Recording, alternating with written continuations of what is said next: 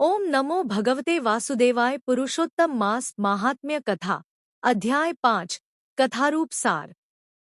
देवर्षि नारद ने भगवान नारायण से जिज्ञासा की, हे प्रभु, जब अधिक मास ने अपनी करुण व्यथा भगवान के सामने कही, तब भगवान श्रीहरि ने उससे क्या कहा? कृपा करके विस्तार से बताइए। भगवान नारायण बोले, हे नारद, ध्यानपूर्वक सुनो। जब अधिक मास अत्यंत दुखी होकर भगवान के चरणों में गिर पड़ा और मूर्छित हो गया, तब भगवान के संकेत से गरुड़ उसे अपने पंखों से हवा करने लगे। कुछ ही क्षणों में अधिक मास को चेतना आई। वह पुनः विलाप करते हुए बोला, हे प्रभु, मेरी रक्षा कीजिए, मैं आपकी शरण में आया हूँ। आप मेरी उपेक्षा क्यों कर रहे हैं? उसकी करुण पुकार सुनकर भगवान विष्णु दयालु हो उठे। उन्होंने स्नेह से कहा, हे वत्स, उठो, धैर्य रखो, शोक मत करो, तुम्हारा दुख अब दूर होगा।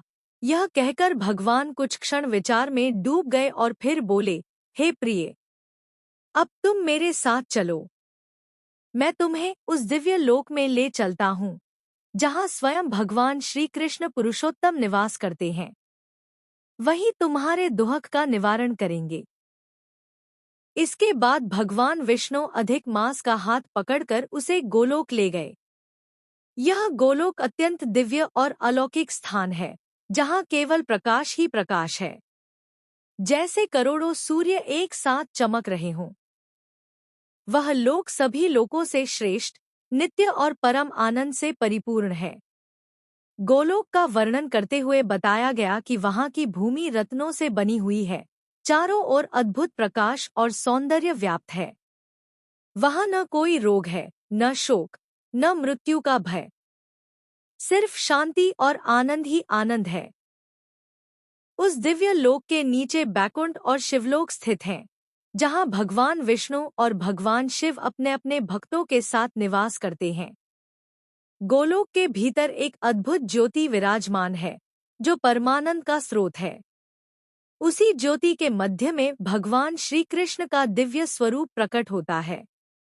उनका रूप अत्यंत मनोहर है, श्याम वर्ण, कमल के समान नेत्र, मधुर मुस्कान, हाथ में मुरली, पीतांबर धारण किए हुए, वनमाला से सुशोभित।